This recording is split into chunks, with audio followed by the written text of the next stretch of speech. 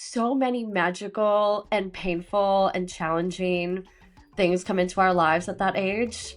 Sobriety has given me the gift of not keeping sobriety in the forefront of my mind anymore. Every sacrifice I made has been well worth it for the gifts it's brought too.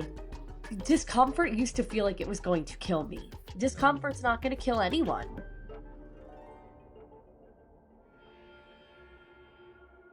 Hello, and welcome back to Retrieving Sanity with your podcast host Keegan, and this is your podcast for recovery-focused healing from addictions and traumas. Today, we are joined by a guest who proves that magic isn't just found in ancient forests, but in the heart of New York City, and within the quiet moments of our own healing.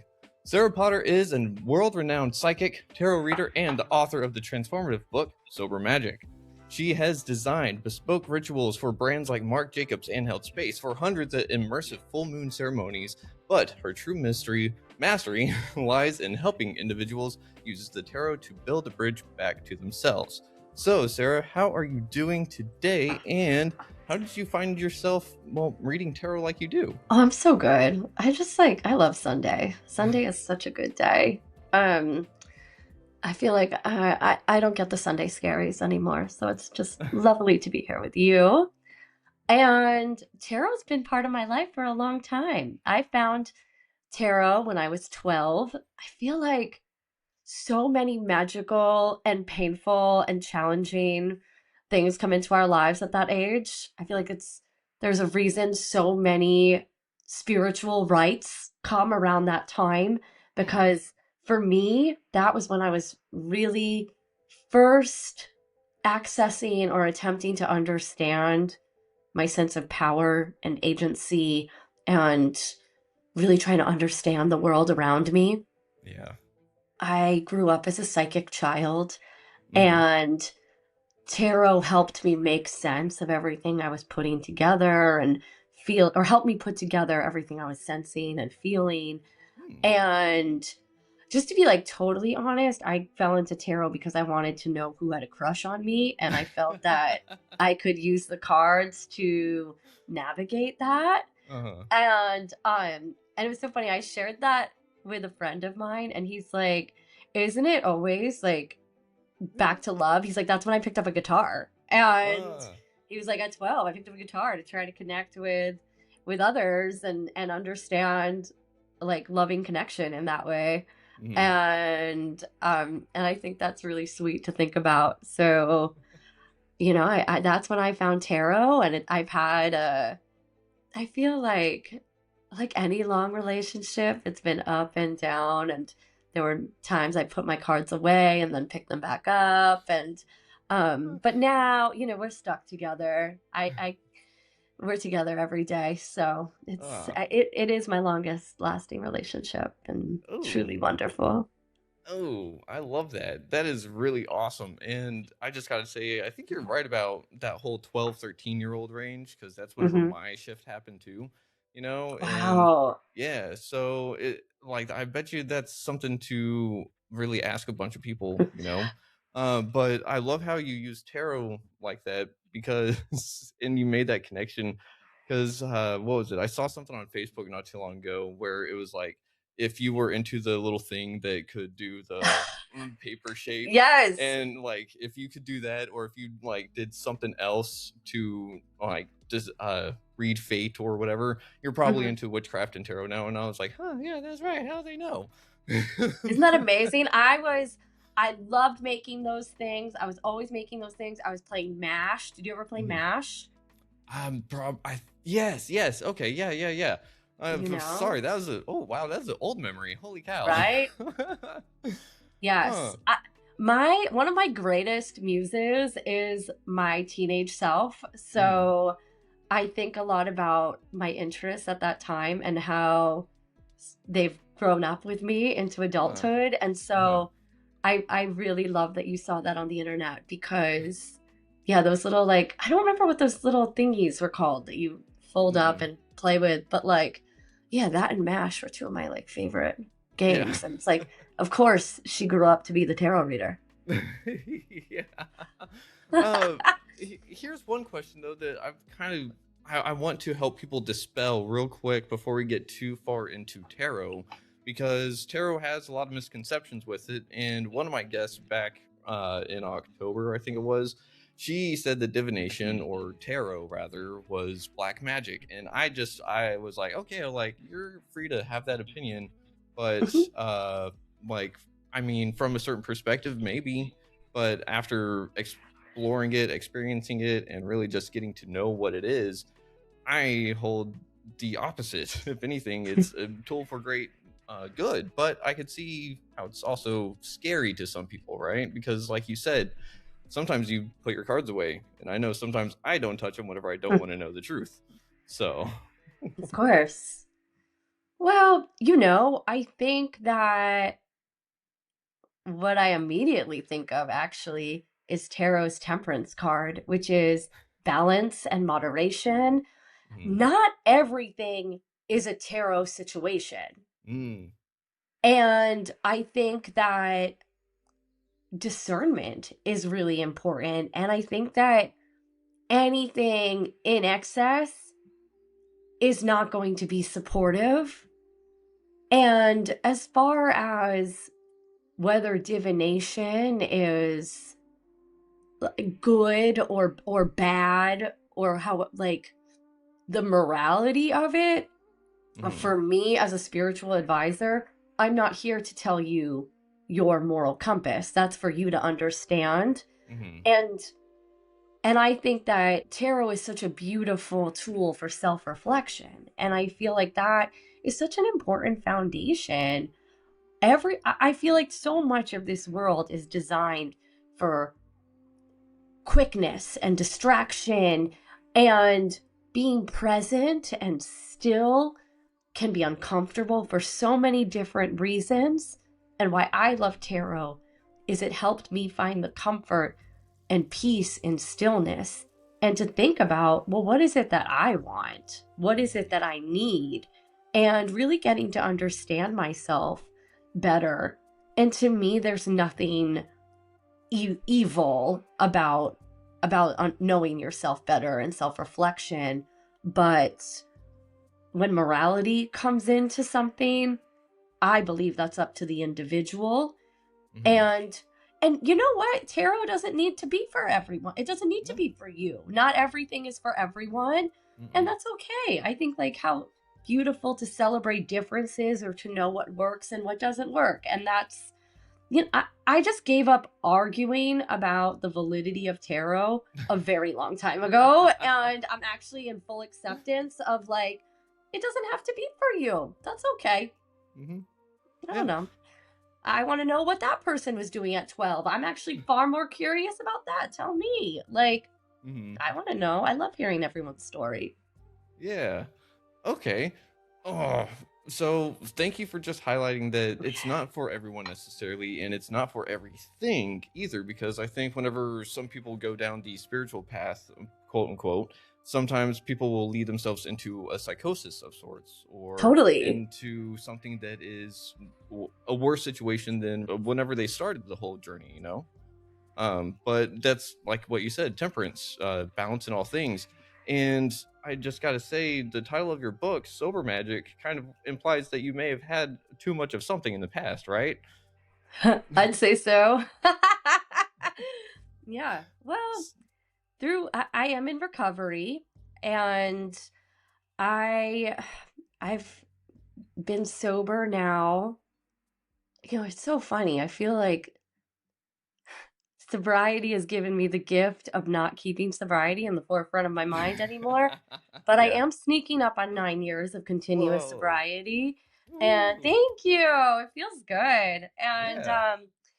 And through my journey and through Mm-hmm. writing this book, I could really understand that I was turning to substances at quite a young age to combat my great sensitivity to the Mm-hmm. world, and to dull my senses and to dull my emotions, and um in a way that was harmful. And through recovery, I've gained tools that are actually supportive, and the understanding of how to move through feeling a lot of feelings and deal with discomfort and all of the challenges that I feel like come with being a human.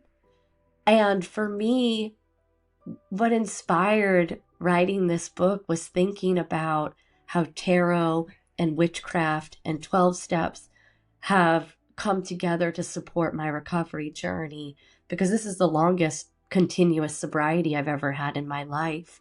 Sobriety started at a pretty young age for me, but my recovery journey does include several relapses. And I really see the whole world through tarot. I can just, that's how my mind works.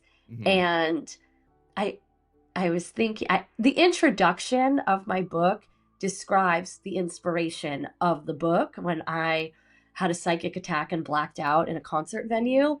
Oof. And I started thinking about it and I was like, wow, like afterwards in this reflection of really celebrating my recovery time in that moment, I was thinking like about the fool's journey of the major arcana and Mm-hmm. how 12 steps is a fool's journey too. And I was like, how hasn't anyone like put these two together? And then I looked online, I was like, has anyone done this? And it's like not a deep dive, like a deep dive book.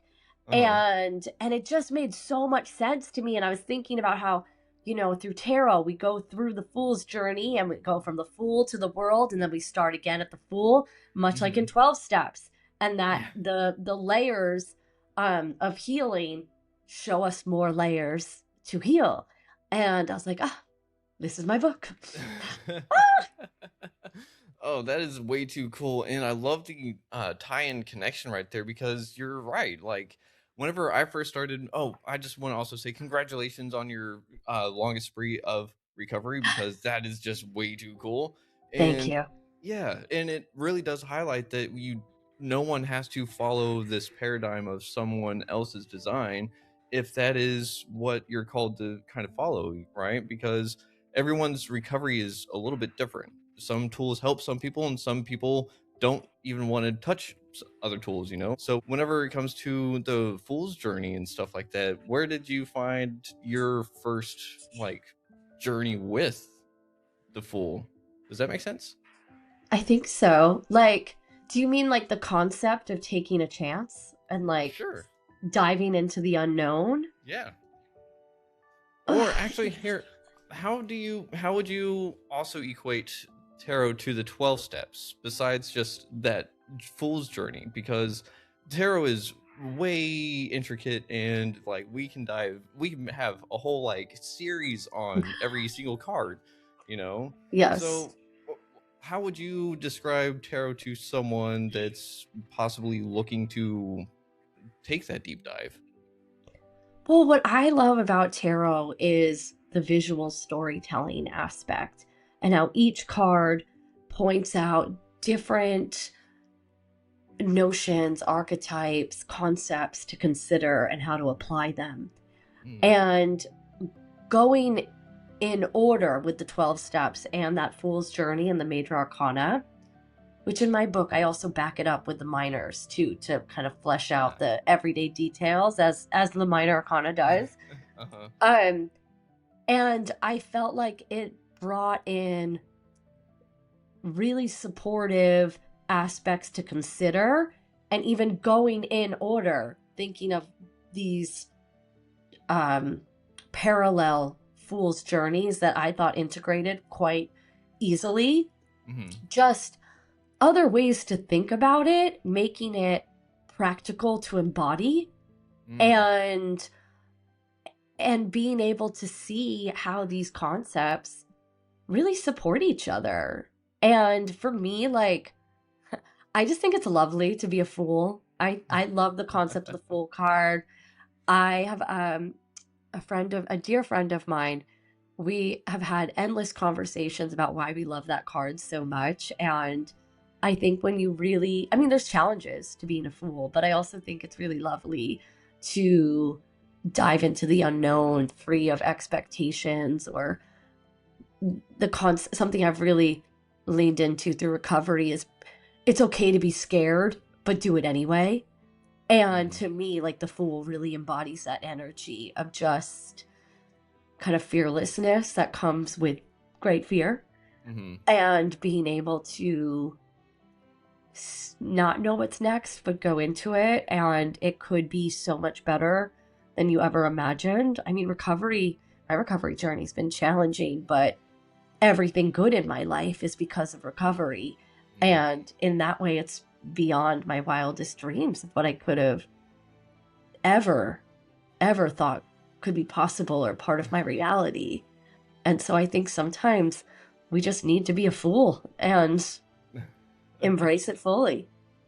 Yeah, I'd have to agree. And it now that I'm thinking about it, it is really just kind of like addiction was a fool's journey, in a sense, but at the same time, the aspect of recovery is a fool's journey too because it's scary as hell. I don't know about you, but I thought getting sober was going to be like the end of the world. Oh, yeah, absolutely. Of course. I thought I was going to give up everything, Hmm. but every sacrifice I made has been well worth it for the gifts it's brought too. Hmm. Yeah, and kitty Look cat who's here. wanted to be on camera, huh? Always the star of the operation here. Speaking of cats and recovery, how has your cat helped you in your recovery and mental health? Oh, so much. She really has. I, when I adopted her, I was still, it was before recovery. Mm. And actually, like through my step work, I did make an amends to her. And Oh. it was very sweet. She was very accepting, and she was like, it was kind of fun when you were hungover and we would lay in bed for 2 days watching movies. Like, I kind of like that. But that's not how I want to show up in this world. And I think it's something that I really love about her presence in my life is being responsible for something outside of myself. Mm. Um and she's so in tune with her intuition. She's very much like understands boundaries and has no problem communicating them. She knows what she needs and wants and makes sure that those needs and desires are met. And Hmm. it's taught me, like it really has taught me to embody that as well. Hmm. And oh, she adds so much to my life. She's part of everything. Just as much as she's part of this interview, she's a part of every ritual. She loves to join readings and sit in my lap, and she's commenting as well and offering her insight. And I when I was writing this book, I was thinking about like how to bring in um familiars and Hmm. how she's assisted my recovery. And it was one of the things that kind of got cut away, so that's going to be another book. Hmm. But I think that it's just we learn so much from animals, and I think if you're in a space to share your life with an animal and have a familiar in recovery, I think it can be so helpful and so wonderful. And um she's added so much to my life. I'm so thankful for her.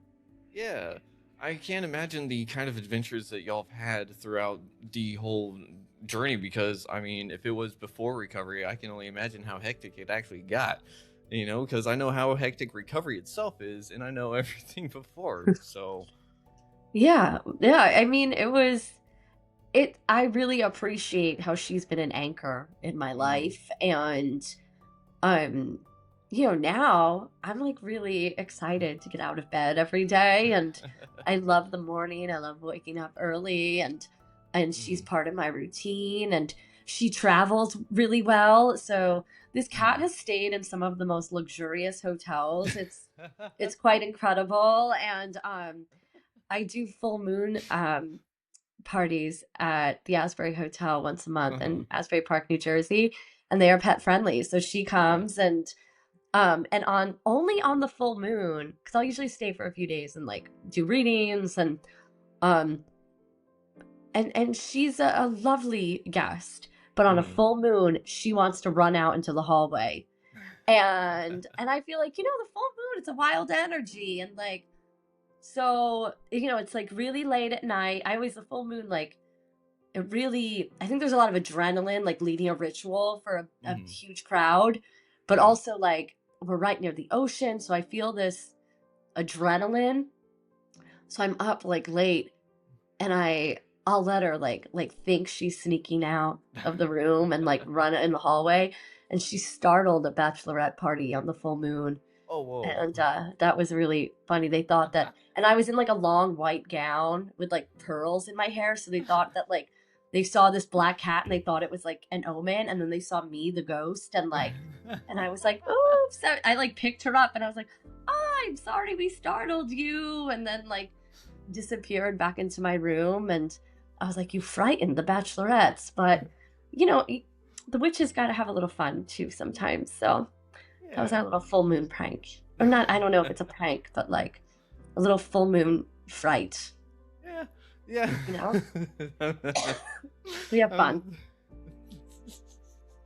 I can only imagine that actually have played like I wish that y'all had the CCTV footage of Oh, that, that'd be me too. hilarious.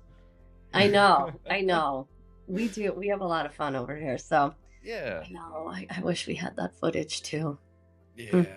But one thing that you said before though was that now you're ready and excited to get out of bed in the mornings, and she's part of your routine and everything. And I think another word for routine could be a ritual per se, right?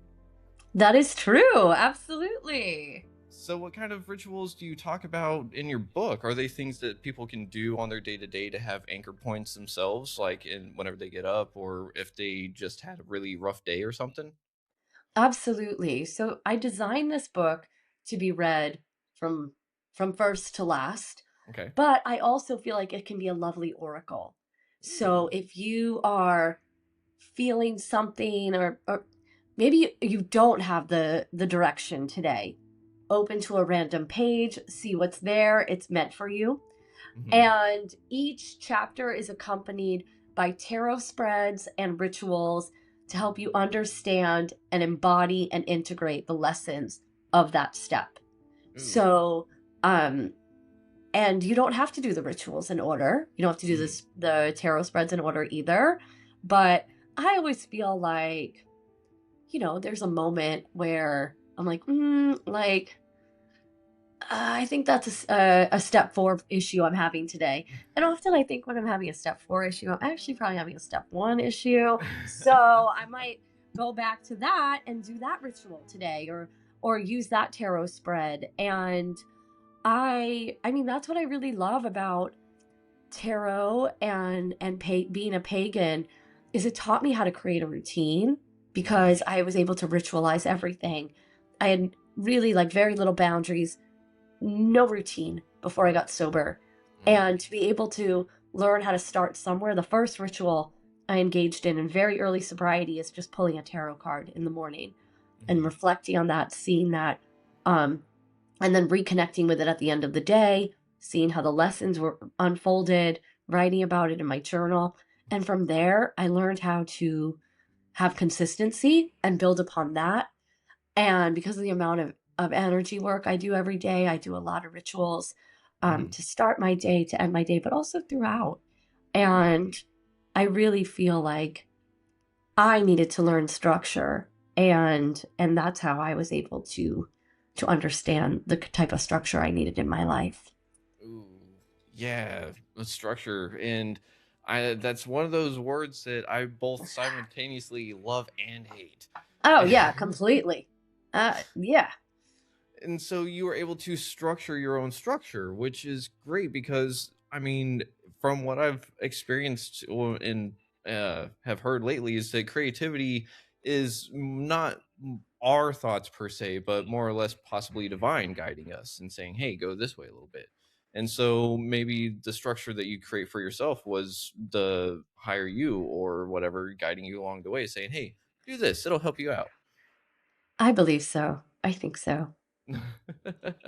But so you're saying that someone can sit there and if they're wanting to start their recovery journey, they could actually pick up your book and just start reading it and help them get sober? Well, I think it can be a tool in your toolkit.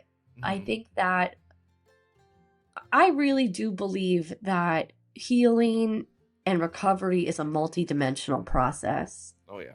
I find, and I think it's wonderful to live without like limiting ourselves. So I don't think that, for me, the recovery process being a multidimensional experience has been really important. So I find that I would love for my book to be one of the tools within one's recovery toolkit. Yeah, that's awesome.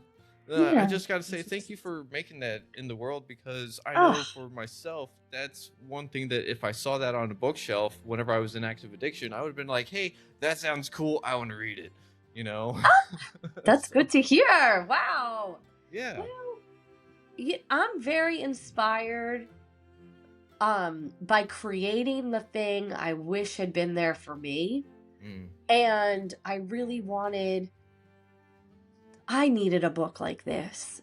And I felt ready to share my story and my perspective. I mean, well, do you ever really feel ready to be no. courageous and vulnerable? Not really. But something bigger than me was lovingly pushing me maybe off the fool's cliff uh into writing this. And I I love hearing others recovery stories, and I really admire vulnerability and courage in others. It's a lot to put yourself out there. It's a Mhm. lot to, I think, there's no such thing as perfection, but I think to admit, like, I'm not perfect. I've struggled. I'm struggling. I'm figuring things out, Mhm. and this is what worked for me. I mean, that's something I really love about my experience in recovery communities, is Mhm. how we can learn from each other's perspectives and to understand that something that can feel so lonely and so solo Mhm. is a very it's a valid experience, it's an understandable experience, and it is a resonant experience. And I found addiction to be quite lonely. Yeah. And recovery is so filled with love, multidimensional love, multifaceted love. Mhm. And um so if anyone can feel a little less alone in any way, but if you can feel that they're reading my book, I mean, the work is done. I really would be honored if anyone can relate to that experience, because um it can be tough to be a human, you Oh yeah. know? Mhm. Yeah, it can be super tough to be a human from time to time, and it's one of those things that getting into recovery, some people may think that you have to meet certain prerequisites, or you may have to follow certain things to get sober, to get healthy again. And that was kind of my thing, I stayed out of it because I was like, hey, recovery, like I have to go back to church and stuff like that, and I'm not about to do that. So no, and that was just one of the things that kind of held me back from doing it. It wasn't the entire truth of anything, because like you said, recovery is multifaceted, you know? I really can relate to that. I understand. I think that, and maybe this is like how we place limitations on ourselves, but I didn't know if I qualified as an addict, Yeah. and I didn't know if I qualified as a witch. I mean, I think there's like, I had all these ideas of like, well, this is what makes a witch, or Hmm. this is what makes an addict, and it's just like, to be honest, this is how I feel.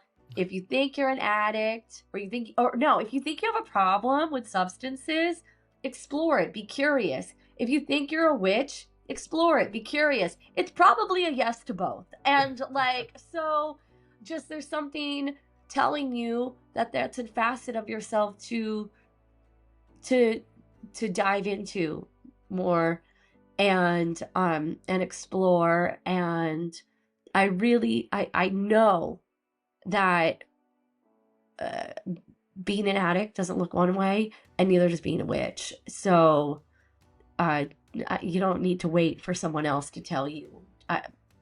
don't let it get that far. I think in Yeah. either vein, but like, just it's wonderful to be curious, Hmm. and there's help out here. There's support. Yeah. Yeah, for sure. And you said something about being curious and being that fool, and sometimes we're pushed off the ledge and we don't really want to jump off the ledge, but we're never really quite ready. So at the same time, how do you say that you were able to accept the fall? Because a lot of the time, like you said, we can sit there at the edge as long as we want, but like writing the book, you were kind of in free fall as you were writing it, right? Yeah, I feel like, I mean, for me, I think it's like getting sober and even taking the fool's journey of writing a book. Hmm. It's like the reality of not doing it was far more painful than the reality of saying yes. Mm. And, there were other books I thought I was going to write, Mhm. and I didn't, and someone else did. And I really do believe in any creative act. Uh-huh. Look, I went to art school. I had a professor in art school who said, everything has been done. It's all been done. It's just up to you to do it from your perspective. And that's how you do it differently. And I've really held on to that. I really do believe that. Don't let the fact that, oh, it's already been done to stop you, because you haven't done it yet. So it hasn't been done. Mm. But there was something that I just knew that I needed to share my story. This was Mhm. part of like why I'm here. Mhm. And this is part of, I feel like, my spiritual path, my sober path, my creative path. And I did feel an urgency of like, Mm. this just needs to come out of me and it Yeah. needs to be shared.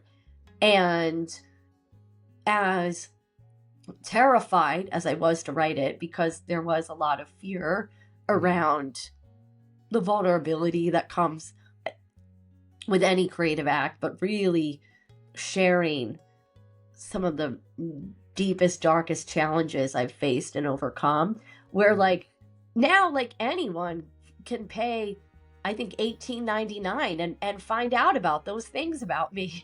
Um, but it's also a story of redemption Uh-huh. and finding one's power again. Mhm. But it's I don't know. I think anything good requires some sacrifice, and anything good is going to come with a mix of emotions, and fear is often one of them. And I think it's good to get out of our comfort zone. It's good to see how truly powerful and resilient we are. Mhm. And I really do believe that when someone shows up in acceptance of themselves, when someone shows up with honesty and vulnerability, it encourages others to do the same. And that's the type of world I want to live in. I really do believe that we can create the space we desire, but sometimes we have to be that fool and take the first step. Yeah. Yeah. Thank you for being open and vulnerable with us on all that. And I mean, I completely feel you. I think creativity is a sacrifice in its own right. We do Yes. produce something, but what do we have to sacrifice to make the thing, because it kind of goes down to alchemy. Everything is kind of just transmuted, kind of like how recovery is just pain transmuted into love. So, Yes. I love that. It's so true. mhm. What would you say that is one of the aspects of your story, though, that other people need to hear? Like, if they're listening to this episode right now, what is something that your story just needs to be heard from that person or to that person? Did I say that right? Probably not. I think you did. You know, change is really hard, but I feel like change is always for our greatest good. And I feel like I live in Manhattan and I make my living as a witch. And that is so cool. No one can believe it. I think like less than I can. I'm just like, this is incredible. Mhm. And I really do feel that we can make our dreams come true. I mean, it did take a lot of hard work and sacrifice.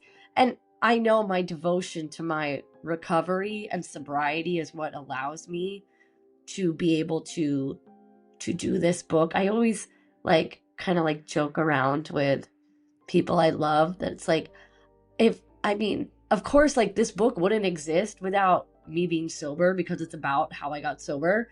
Yeah. But like, I couldn't do it if I couldn't be in devotion to the practice of writing a book if I wasn't in devotion to sobriety. Mm. And I think it's just really important to remember that like life can look very different.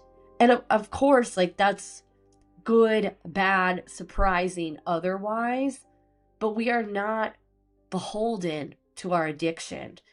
And something that I love about 12 steps, I have a lot of mixed feelings about 12 steps, probably because I'm an addict. Like, but for me it works. It provided that framework that I needed to reflect and understand myself, my motivations, my choices, and to make changes to act differently.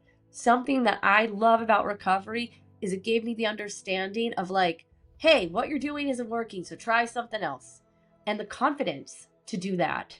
So, you know, I was at the deepest, darkest depths of a pit Mhm. when I was drinking. And a lot of ways, my first year of recovery felt like clawing my way out of that pit, like through sheer, I don't know, might, terror, maybe some ego, probably, but like, you know, we're so resilient as humans and having that willingness and readiness. But like, I never thought that like I don't know, like 9 years ago, 10 years ago, would think on a beautiful Sunday afternoon, I'd be looking out at Central Park, talking to my friend Keegan about my recovery journey. That's nearly 9 years of sobriety. Like, it's incredible. And I just feel like, I really do feel like if I could do it, like, and you're considering it, you're listening, you're considering it, you can too. This is like, my life has done a total 180. And as challenging as getting sober is and staying sober, it it's wonderful. I mean, I love that. I always like butcher all the like AA-isms because I think there's a lot of thoughts going on in my head, but it's like, what is it? Like my greatest day drunk is Oh, nowhere near my worst day sober or something something like like, that. yeah. That Mhm. sentiment. And it's so true. Like my greatest day drunk, what was I doing? Nothing Eh. of merit, like No. nothing loving towards myself. Like Mm-mm. now I just it as challenging as clarity can be sometimes, it's the greatest gift and I have it in abundance. So Yeah. it's wonderful. Well, that's an amazing message for anyone out there that really needed to hear that. And I mean, seriously, if someone heard that and they're like, maybe I need to get sober, maybe I need to look into recovery, totally do it. Like it, it's not a membership, it's free. Yeah, that's right. Yeah, So if you I guess if you don't like it, you could cancel it.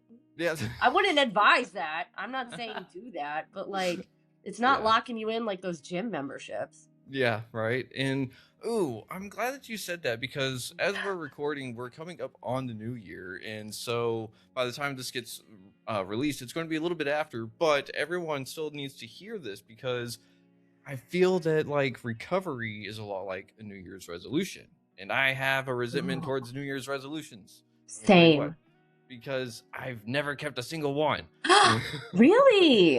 Yeah, Oh, I've interesting. never kept a single New Year's resolution because I never could commit to a full year. It's kind of like recovery. I have to do this forever. Are you serious? And that was the mindset. But in recovery, I've learned it's a moment at a time. It's a breath at a time. It's 5 minutes. It's a Yes. day. And I just think a lot of us kind of screw ourselves whenever we think, if I do this now, I have to do it forever, you know, or I Oh, have to feel this yeah. forever. I'm just Go ahead. doing this one day at a time, and somehow now it's nearly 9 years. So Yeah. that's all it is. Hmm. Yeah, and I mean, like you said, sometimes that clarity is challenging, and sometimes that new challenge brings about old triggers that we thought we were kind of done with or whatever, and we're like, oh, well, how do you handle those situations? Because I mean, that's how a lot of people end up falling into a really bad relapse and maybe not get out of that relapse, you know?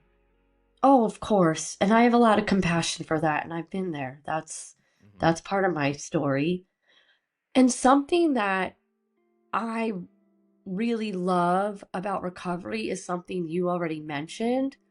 It's just it's moment to moment. And I really think that if you look at anything like a big mountain, of course that's intimidating. But when you just do it one step at a time, it's manageable. And something I've learned in recovery is like, so discomfort was um was a big trigger for me. It still Hmm. is. Yeah. Look, we live in a world filled with triggers. Like, Hmm. that's going to be it. Recovery's not going to take those away. I hate to spoil it for everyone. That is, triggers will remain. Hmm. But I think self-compassion is a lovely antidote to triggers. Acceptance, understanding of what you need, and how you can be supported is wonderful. And you know, I don't want to like not leave my house personally, so I'm going to venture out into the world with my triggers. I mean, there's triggers going on in my own mind. So they're going to find me wherever I am. Hmm. But I do feel that now I have the skills and tools to combat it. And discomfort used to feel like it was going to kill me. Yeah. And it's actually not. No. Discomfort's not going to kill anyone. Mm-mm. Um the destructive habits to cope with it could though. And the reality for me is I can be uncomfortable for 5 minutes. Yeah. And after that I can check in with myself and see like, am I still really uncomfortable? Well, do I have to be in this situation, or can I go? Can I do something else? Can Uh-huh. I can I have help and support? Like, Hmm.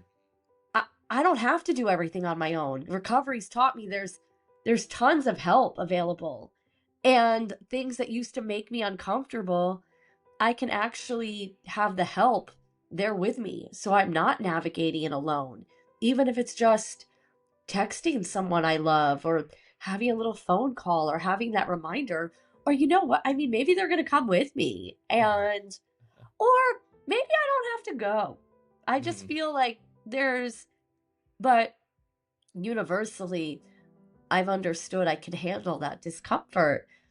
And the 12 steps has provided that framework for me to actually understand where the discomfort stems from. And for me, when I figured out what that was, I could accept it more easily and accept myself and show myself some love and compassion where it needed. Hmm. And, um, but not like, we don't need to react to everything. So I think just embracing stillness and actually reflecting on what is it that I need right now, so that I don't feel like I have to pick up and use or drink.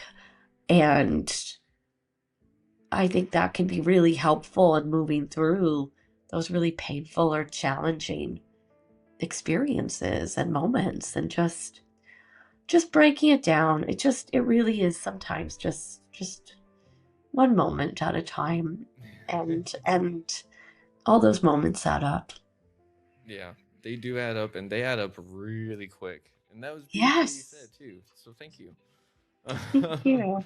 Of course.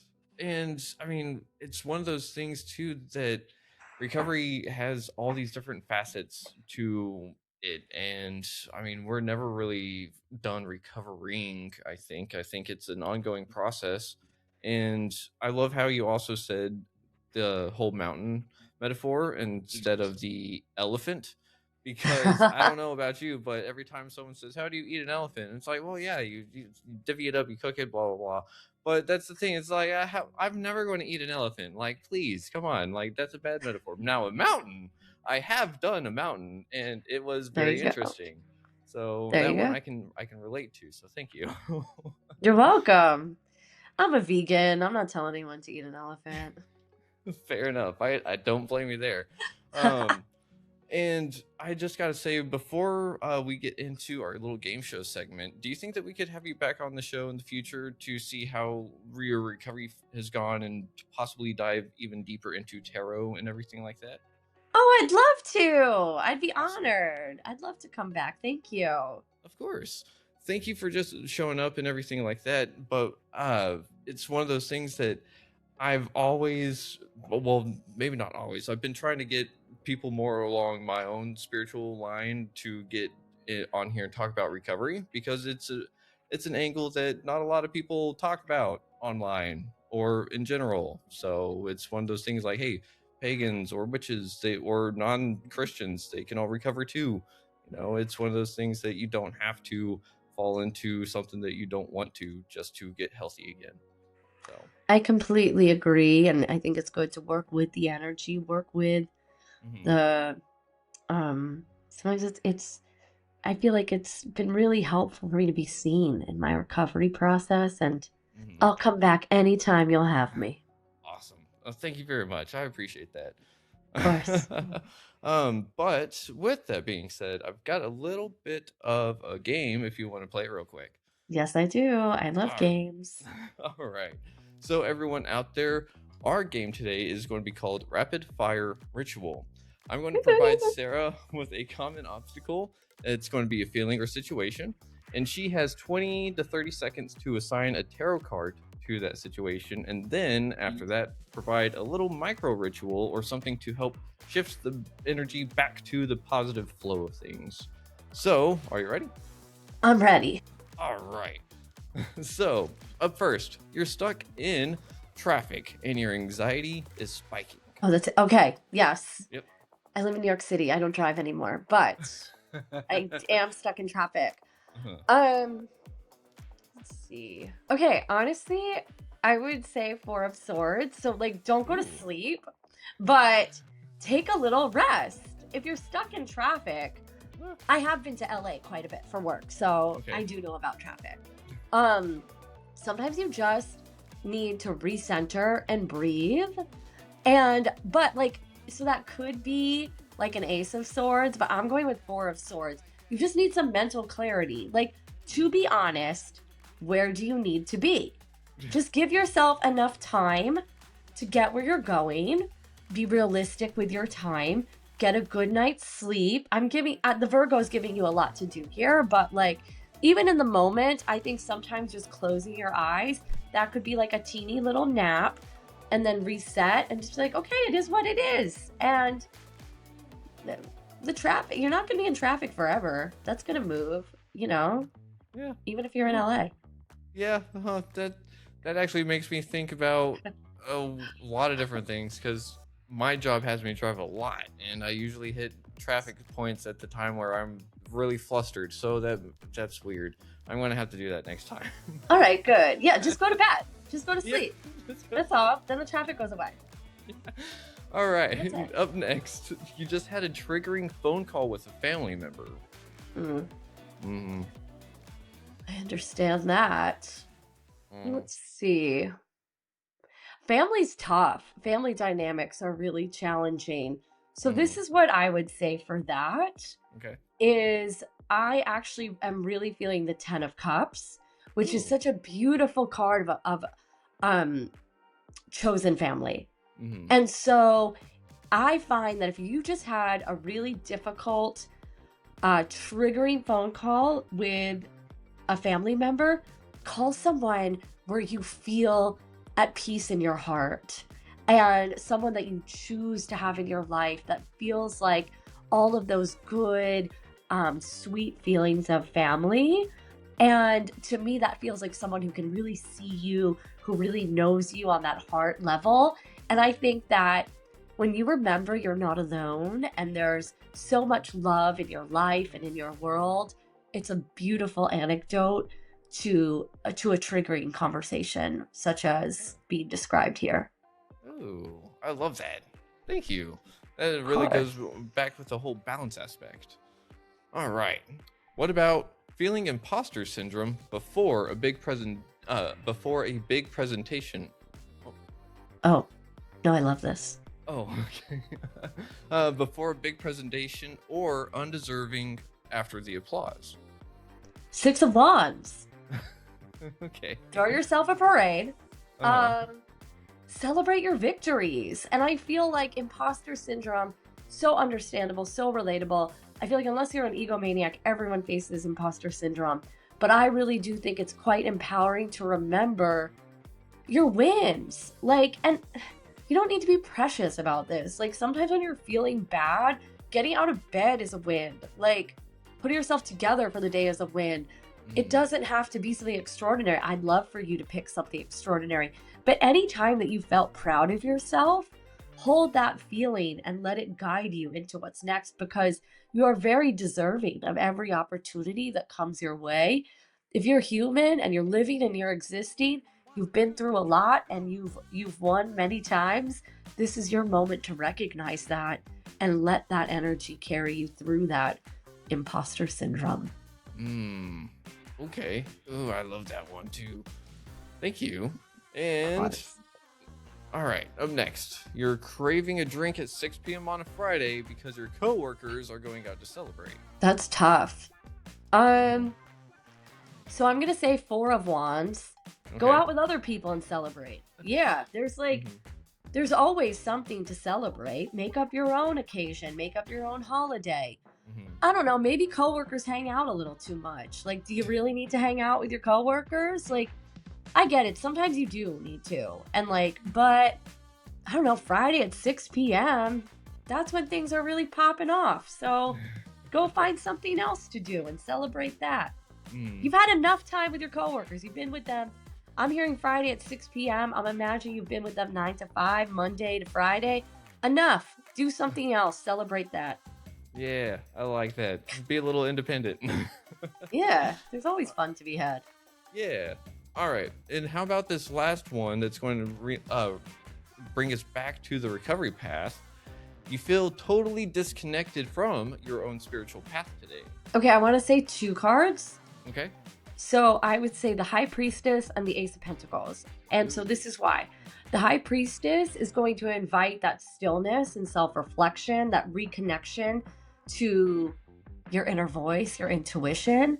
And the Ace of Pentacles, because it's just one step at a time. You have to start somewhere. I always think of the Ace of Pentacles as the acorn, and then the Ten of Pentacles as the oak tree. You don't get from the acorn to the oak tree overnight. You take one step at a time. It's one little bit of growth at a time. And so I think, like, it's like any relationship. You have to give it time and devotion and nourishment for it to thrive. And that includes our spiritual relationship. So create that space for devotion, reflection, to hear your intuition. And because it's like, I don't know, I haven't had a burning bush moment. I don't know about you, Keegan, but like, that's, I think, quite rare. So we have to kind of cultivate that relationship. And it's just start. So that's why I feel like, and think of it as, I don't know, to me, my spiritual journey, my spiritual path, that relationship in my life, it's ongoing and ever evolving. And it needs different nourishment at different times. And I'm in full acceptance of that. So I think those two cards are in alignment for a way to solve that issue. Ooh, I love that. That is some deep thinking and quick thinking too. So thank you for that. Welcome. I loved your questions. Of course. Oh, I did forget to ask a little earlier on, where can people find you? You can find me all over the internet. I am a big fan of the internet in moderation. I am on Instagram. I am Sarah Potter, Sarah with an H. My Okay. website is iamsarahpotter.com. You can book a reading with me on either. I have an Acuity with my calendar. I'm on Substack, which is really fun. It feels like blogging again. And I'm on Cameo. Wherever the internet exists, so do I. Ooh, that's awesome. It's it's one of those things that we've got to use the internet as well. It is a tool. It is a networking aspect of things, and I mean, whenever I think of the web, I've ever since I've really learned more about spiders and stuff. There, and the internet is a giant web, so we can create our own realities through the internet. It's kind of interesting. So cool. Spiders are so cool. They're a lot cooler once you start to dive into the symbolism and you're not afraid of it anymore. But they're still, it's still a little like, don't want them to bite me. But oh yeah. It's actually funny. The spiders are like the one fear I'm not conquering. Like I've conquered all of them, and like I love spiders and I respect them, but I'm okay with having like one thing I'm afraid of. I mean, I think that's a healthy fear. You know. Thank you. Yeah, well, we developed fears of spiders for a reason, I think. So, I don't agree. think, yeah, I don't think that that's one that's really taught. I think that that's one that is kind of just innate in people, because they're little tiny things that like they could bite you and kill you. So you got to be on the lookout. Yes. Well, I really appreciate your perspective on that because I think it's very validating. So thank you. Of course. And I just got to say thank you for validating everyone out there today that has wondered if they can get sober and be on a recovery journey without having to go down any other predetermined path. So, and they can find your book on iamsarahpotter.com too, right? Yes, and on my Instagram, it's available wherever books are sold. Silver Magic, Using Tarot and Ritual, and Your Journey Away from Drinking, out on Running Press. Awesome. Well, Sarah, we'll see you in the future. Oh, I did forget this last bit. For your amazing work in the rapid fire ritual, we are giving you the title of the Architect of the Luminous Path for Retrieving Sanity. So, ooh, thank you. I receive it. Amazing. And is there anything that you'd like to leave the audience with for this wonderful Sunday afternoon? Ooh, I encourage you to be curious. If something's lighting you up, follow it. Ooh. And then if it's a little scary, that's probably the sign that you need to take a little bit of a leap of faith.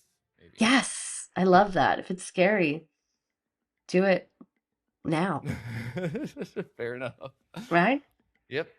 All right. Well, with that being said, everyone out there, thank you for listening to Retrieving Sanity on WDJY 99.1 FM. And this has been Keegan. This has been Sarah. And we'll see y'all in the future. And don't forget to try to love yourself, love others if you can, but you got to love yourself first.